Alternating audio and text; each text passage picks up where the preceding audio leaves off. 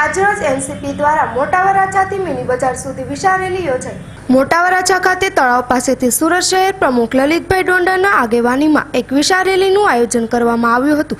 આ રેલીમાં એનસીપીના ભૂતપૂર્વ ઉડ્ડયન મંત્રી પ્રફુલભાઈ પટેલ અને જયંતભાઈ પટેલ તેમજ યુવા ગુજરાત પ્રદેશ પ્રમુખ રાજુભાઈ ગોધાણી અને માલધારી પ્રમુખ સેલના વાઘુભાઈ દેસાઈ તેમજ તેમના એનસીપીના કાર્યકર્તાઓ મોટી સંખ્યામાં હાજર રહ્યા હતા।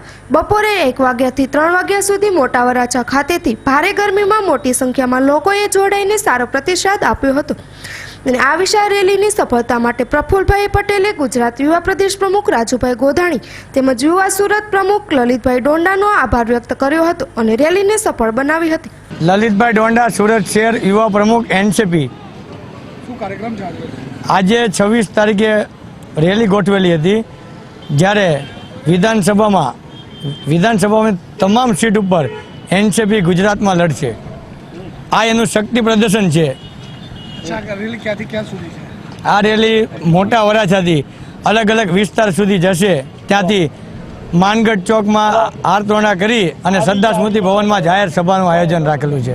આજે ભવ્ય રેલી અમારી વરાછામાં થઈ અને લિંબાયતમાં થઈ અને બહુ મોટા પ્રમાણમાં તમે જોઈ રહ્યા છો કે નવજુવાનો અમારા સાથે જોડાઈ રહ્યા છે અને જે આ ઉત્સાહથી એ લોકોએ આજે આ રેલીનું આયોજન કર્યું।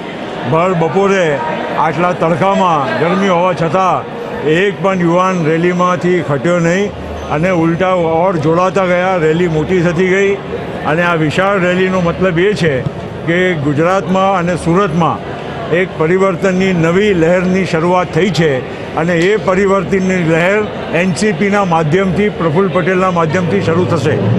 રાષ્ટ્રવાદી કોંગ્રેસ પાર્ટી દ્વારા આજે કલ્પસર યુવા રેલીનું ભવ્ય આયોજન સુરતના આંગણે થયું છે, ત્યારે હજારોની સંખ્યામાં વાહનો ઉમટી પડ્યા છે।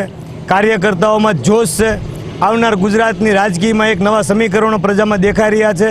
આજે ભ્રષ્ટાચાર મુક્ત ગુજરાત બનાવવું છે, ભાજપ મુક્ત બનાવવું છે, ત્યારે માત્ર ને માત્ર પ્રજામાં એક વિકલ્પ દેખાઈ રહ્યો છે કે એનસીપી એક સારા નેતા જે પ્રફુલભાઈ પટેલ ગુજરાતનું સાનિધ્ય સંભાળવાના છે, ત્યારે સૌ લોકોમાં એક નવો ઉત્સાહ દેખાઈ રહ્યો છે।